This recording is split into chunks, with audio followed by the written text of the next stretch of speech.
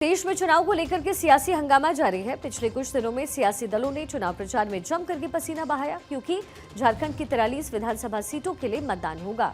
तो वहीं 10 राज्यों की 31 विधानसभा और केरल की वायनाड लोकसभा सीट पर उपचुनाव के लिए भी मतदान होना है। इसको लेकर के हम आज बात कर रहे हैं और चर्चा कर रहे हैं कि कौन कौन सी वो सीट है और किस राज्य की कितनी सीटें यहाँ पर है।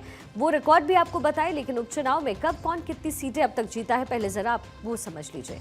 मध्य प्रदेश की 2 सीटें हैं, राजस्थान की हो गई कुल 7 सीटें जिस पर उपचुनाव, गुजरात की है 1 सीट जिस पर उपचुनाव होना है, कर्नाटक की 3 सीटें हैं, बिहार की 4, सिक्किम की 2, असम की 5, मेघालय की 1 सीट, छत्तीसगढ़ की 1 सीट, पश्चिम बंगाल की 6 सीटें, इसके साथ ही केरल की 1 सीट जिस पर उपचुनाव होना है। अब जिन 10 राज्यों की 31 विधानसभा सीटों के लिए उपचुनाव कल हो रहा है, दरअसल उनमें से 28 विधायक लोकसभा चुनाव में सांसद बनकर के संसद पहुंच गए, जबकि 2 सीटें ऐसी हैं जो 2 नेताओं के निधन के बाद से खाली हुई हैं। 1 सीट ऐसी है जो दल बदल की वजह से खाली हो गई है। जिन 31 सीटों पर चुनाव है उनमें से 4 सीटें एससी के लिए हैं और 6 सीटें एसटी के लिए रिजर्व रखी गई हैं।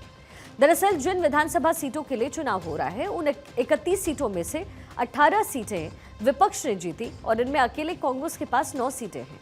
वहीं एनडीए ने 11 सीटें जीती थी, इनमें से 7 विधायक बीजेपी के थे और 2 विधायक अन्य दलों के थे। इसके साथ ही हाल ही में वे लोकसभा चुनाव में राहुल गांधी वायनाड और रायबरेली सीट से चुनाव लड़े थे।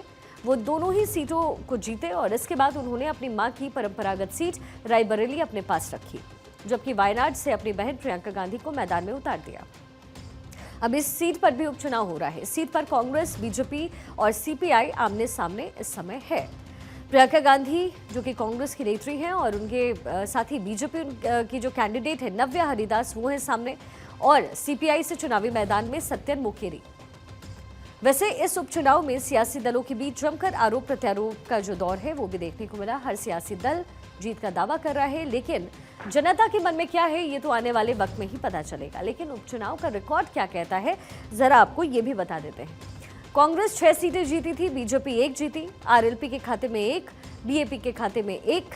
अप्रैल 2024 में बागीदौरा सीट पर आखिरी उपचुनाव हुआ था और अब जब कल उपचुनाव होना है, जब इन सीटों पर प्रत्याशी उतर रहे हैं, तो फिर संभावनाएं यही कि कैंडिडेट्स को जिस तरीके से बीजेपी, कांग्रेस, सीपीआई की तरफ से उतारा गया है, अब देखना दिलचस्प होगा कि नतीजे क्या होते हैं।